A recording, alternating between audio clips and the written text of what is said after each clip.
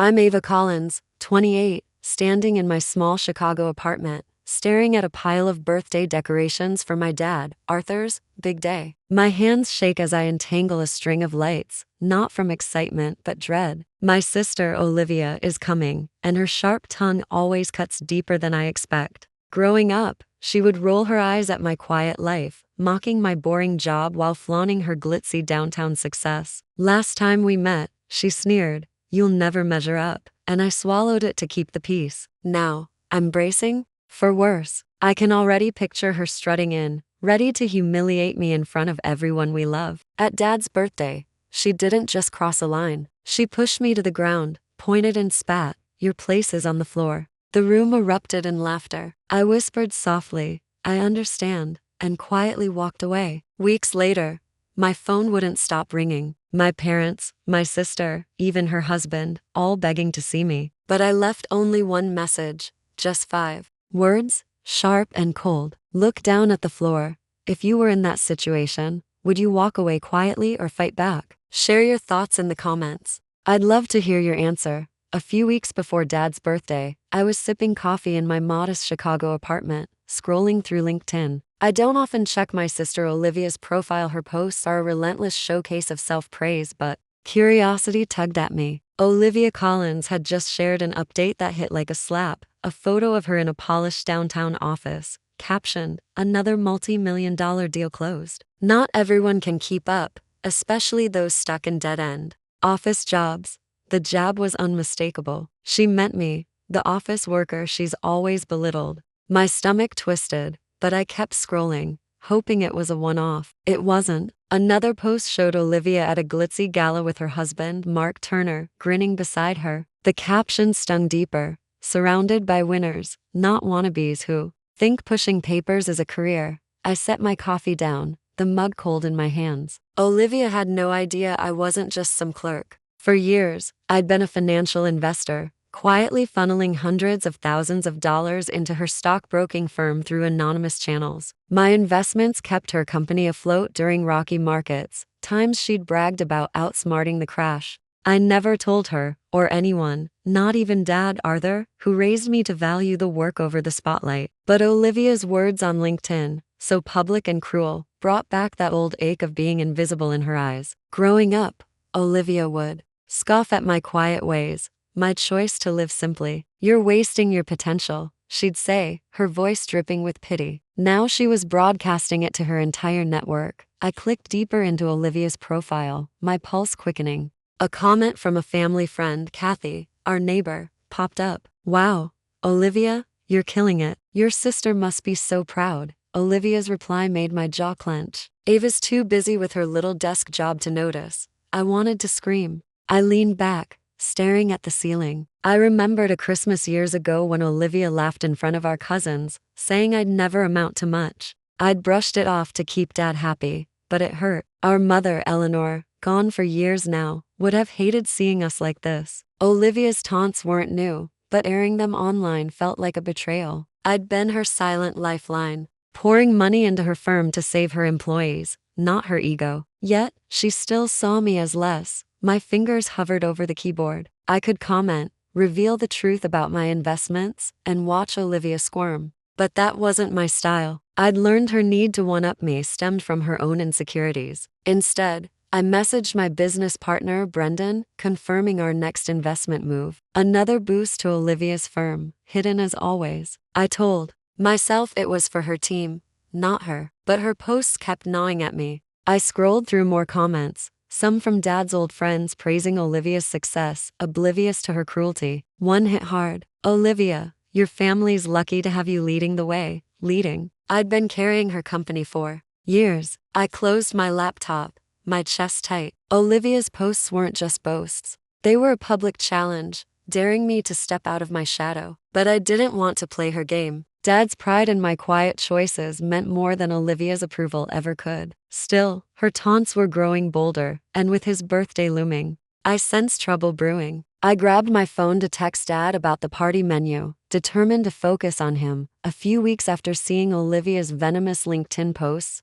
I found myself at a sleek Chicago restaurant. Its dim lighting and clinking glasses did little to ease my nerves. Dad had insisted on a family dinner to catch up before his birthday, and I'd agreed, hoping to keep things civil. Olivia sat across from me, her designer dress catching the candlelight, with Mark, her husband, smirking beside her. Dad, ever the peacemaker, tried to steer the conversation toward old memories of our childhood. But Olivia wasn't here for nostalgia. She leaned forward, her wine glass glinting, and fixed her eyes on me. "So, Ava," she said, her voice sharp enough to cut through the chatter, "still slaving away at that little desk job of yours?" The table went quiet. I gripped my fork, my face burning, but I forced a smile. "It's fine," I said softly, not wanting to upset Dad. Olivia's laugh was cold. "Fine?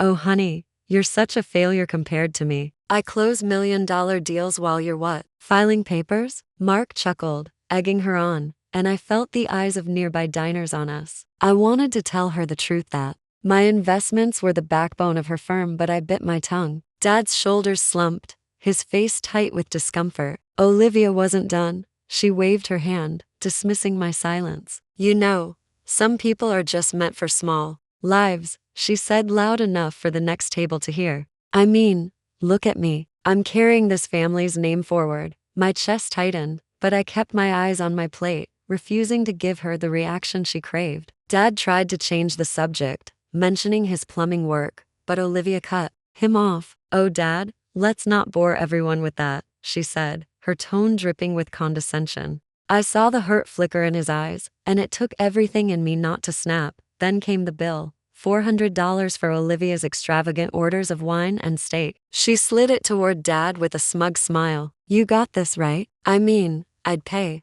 but I'm saving for our new condo." Mark laughed again, and I felt a surge of anger. Dad, ever proud, pulled out his wallet, his hands trembling slightly. I wanted to stop him, to tell Olivia she was out of line, but I knew it would only make things worse. "I'll cover it," Dad said quietly, his voice strained. Olivia leaned back satisfied, while I swallowed my rage. She'd humiliated us both, and for what? To prove she was better. As the waiter took the payment, Olivia leaned toward me again. "You should thank me for showing you how real success looks," she whispered, her words like a blade. I met her gaze, my voice steady despite the storm inside. "I see it clearly," I said low enough for only her to hear. She smirked, thinking she'd won, but I was already replaying her words, her arrogance in my mind. I'd spent years propping up her company, saving her from collapse, and she dared to call me a failure. The thought of Dad's quiet sacrifice for her ego made my blood boil. I excused myself to the restroom, splashing cold water on my face to calm down.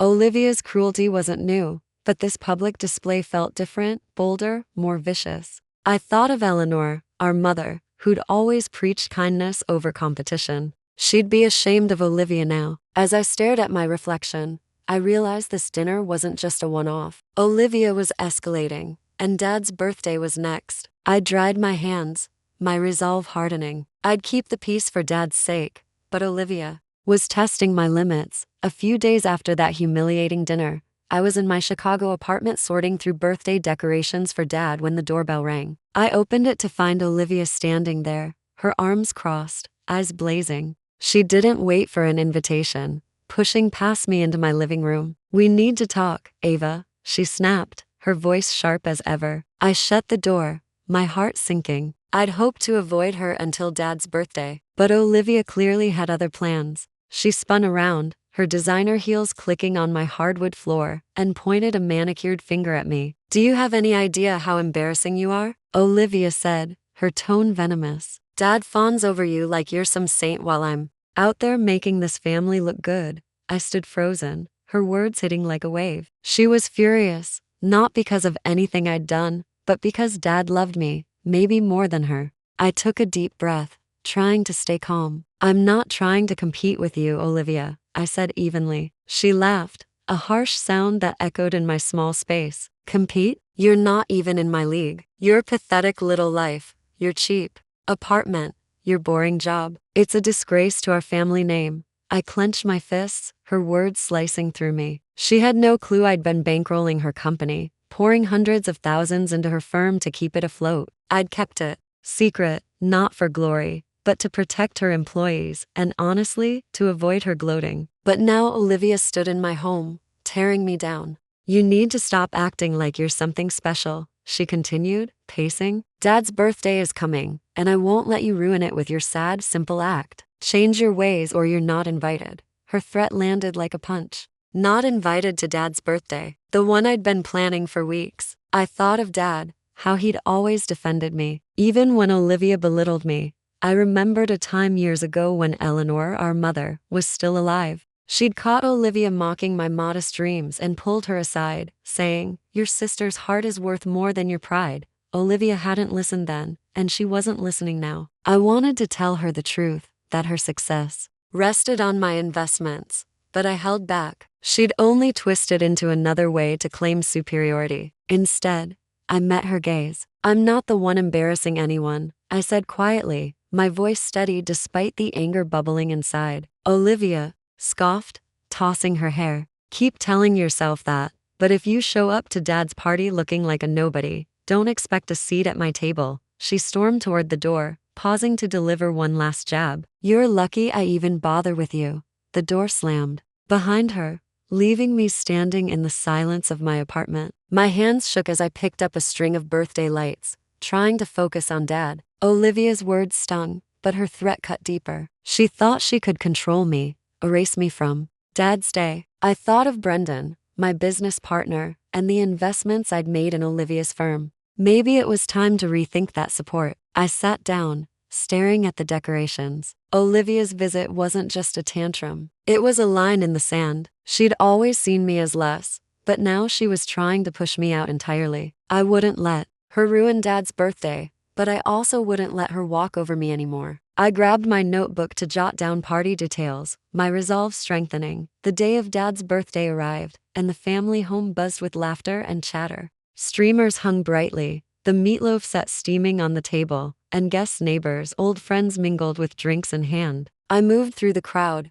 refilling plates, my eyes darting toward the door. Olivia hadn't shown up yet, but her threat to exclude me still echoed. Dad caught my gaze, giving me a reassuring nod as he chatted with Kathy, our neighbor. I forced a smile, hoping the night would stay peaceful. But when Olivia strutted in, Mark trailing behind her, my stomach knotted. Her sharp eyes scanned the room, locking onto me with a smirk that promised trouble. She made her way over, her heels clicking loudly, drawing attention. "Nice little party, Ava," Olivia said, her voice dripping with sarcasm. "Did you spend all week on this?" I ignored her, adjusting a centerpiece, but she stepped closer, her presence suffocating. Dad tried to intervene, raising his glass for a toast, but Olivia cut him off. "Oh, let's not pretend this is anything special," she said loud enough for heads to turn. I clenched my jaw, focusing on a stack of napkins. I'd promised Dad I'd keep the peace, but Olivia was already testing me. As we sat for dinner, I took a seat near Dad, hoping to stay out of her line of fire. The guests laughed over old stories, and for a moment, it felt like the family Eleanor had loved. But then Olivia stood, her chair scraping, and pointed at me. "You know, Ava, you don't belong at this table," she said, her voice cutting through the chatter. Before I could respond, she reached over and yanked my chair back. I stumbled, crashing to the floor, my hands scraping the hardwood. The room erupted in laughter, Mark's the loudest of all, as Olivia loomed over me. "Your place is on the floor," she spat, her words sharp as knives. The guests' laughter grew, some assuming it was a cruel joke, but Dad's face paled, his hands gripping the table. I looked up at Olivia, her smug grin burning into me. Every moment I'd held back her LinkedIn jabs, her restaurant taunts, her threats at my apartment, her cruel spectacle at Dad's party flooded back. I'd poured years of silent support into her company, keeping her afloat, and this was my reward. My face burned, but I stood slowly, brushing off my dress. "I understand," I whispered, my voice steady despite the humiliation. The laughter died down, replaced by awkward murmurs. Olivia raised an eyebrow, thinking she'd won, but I locked eyes with her for a moment before turning away. I grabbed my purse and walked out the door, it clicking shut behind me. Outside, the cool Chicago air hit my face. I leaned against the porch railing, my hands shaking. Olivia's words weren't just cruel, they were the final straw. I thought of Eleanor, how she'd taught me to rise above pettiness. But this wasn't pettiness anymore. It was malice. I'd spent years funneling money into Olivia's firm, believing I was helping her employees, protecting Dad's pride. No more. I pulled out my phone and typed a message to Brendan, my business partner, start the process to pull our investments from Olivia's company. I hit send, my heart pounding. That decision wasn't just about money. It was about reclaiming my dignity.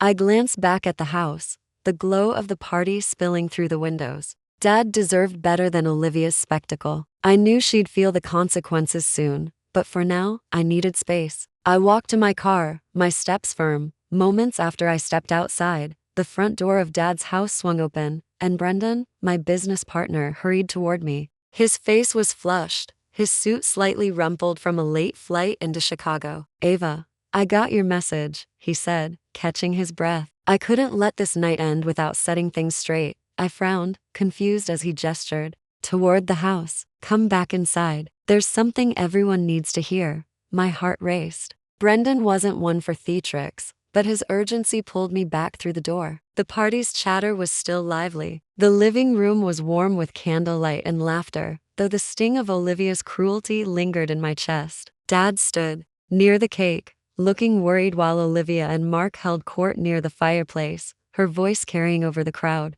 Guest friends like Kathy and Dad's old co-workers sipped drinks, unaware of the storm brewing. Brendan cleared his throat, his presence commanding attention. "I apologize for interrupting," he began, his voice steady but firm. "But there's something you all need to know about Ava Collins." Heads turned, and Olivia's eyes narrowed, her lips curling into a skeptical smirk. I froze, my pulse hammering. Brendan had never been to one of our family gatherings before, and I hadn't expected him to show up tonight. "Ava has been more than a friend or colleague to me," he continued, scanning the room. "She's a financial genius, a silent investor, who saved countless jobs, especially at one company in this very room." Whispers rippled through the guests. Olivia's smirk faltered, and Mark shifted uncomfortably, his glass clinking against a table. I wanted to stop Brendan, to keep my secret safe, but his words pressed on, relentless. "For years," Brendan said, "Ava has funneled hundreds of thousands of dollars into Olivia's stockbroking firm anonymously through our partnership. Her investments kept it afloat during market crashes, saving employees and their families."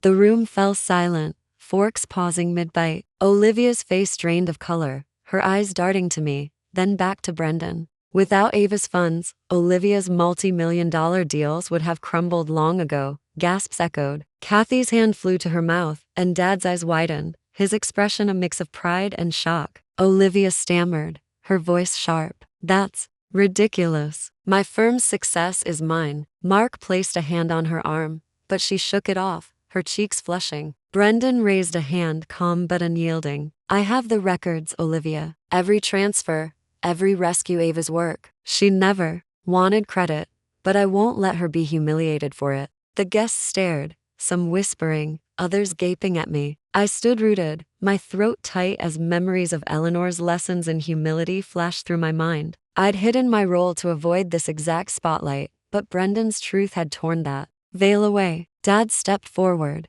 his voice soft. "Is this true, Ava?" I nodded, unable to meet his eyes. "I did it for the people who work there, Dad, not for her." Olivia's laugh was brittle, desperate. You're nobody. This is a lie." But the guests' murmurs grew louder, their faces shifting from amusement to awe. Mark's jaw tightened, his usual smugness gone. Brendan turned to me, his voice softening. "You deserve better than being pushed to the floor, Ava. You're the one who's been holding things together." The weight of Olivia's words, her cruel taunts, her public shaming lifted slightly, replaced by a strange mix of relief and exposure. I'd never wanted this moment, but Brendan's arrival had changed everything. The guests began to approach me, their voices warm with questions and praise while Olivia stood frozen, her empire of pride cracking. Dad pulled me into a hug, his arms steady. "I always knew you were special," he whispered. I managed a small smile, but my mind was already racing toward what came next. Olivia's world was about to shift,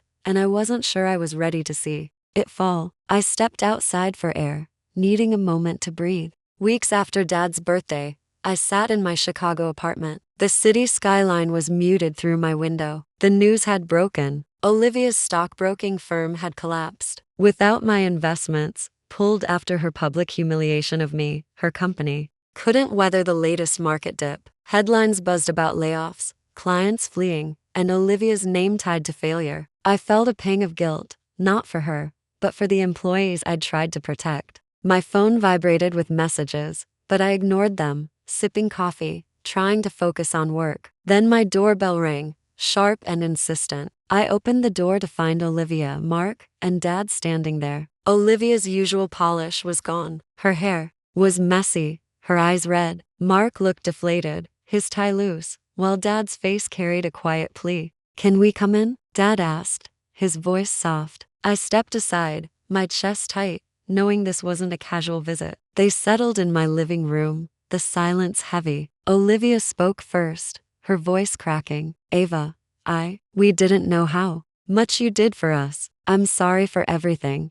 Mark nodded, his usual arrogance absent. "We were wrong to treat you that way," he said, his words stiff but earnest. I leaned against the counter, arms crossed, their apologies ringing hollow. I'd spent years enduring Olivia's taunts, her LinkedIn posts, her restaurant mockery, her threats at my apartment, her cruel spectacle at Dad's party. Each memory stung, and their regret felt like too little too late. Dad stepped forward, his hands clasped. "Ava, please, your family. Can't we find a way to move past this for Eleanor's sake?" His mention of our mother, her values of unity, hit hard. I saw the pain in his eyes, the weight of a fractured family, but my own wounds were too raw. "Olivia," I said, my voice steady, "you called me a failure, a disgrace. You pushed me to the floor in front of everyone." Her face crumpled, but I pressed on. "I gave everything to keep your company alive, not for you, but for the people who depended on it. And you threw it back in my face."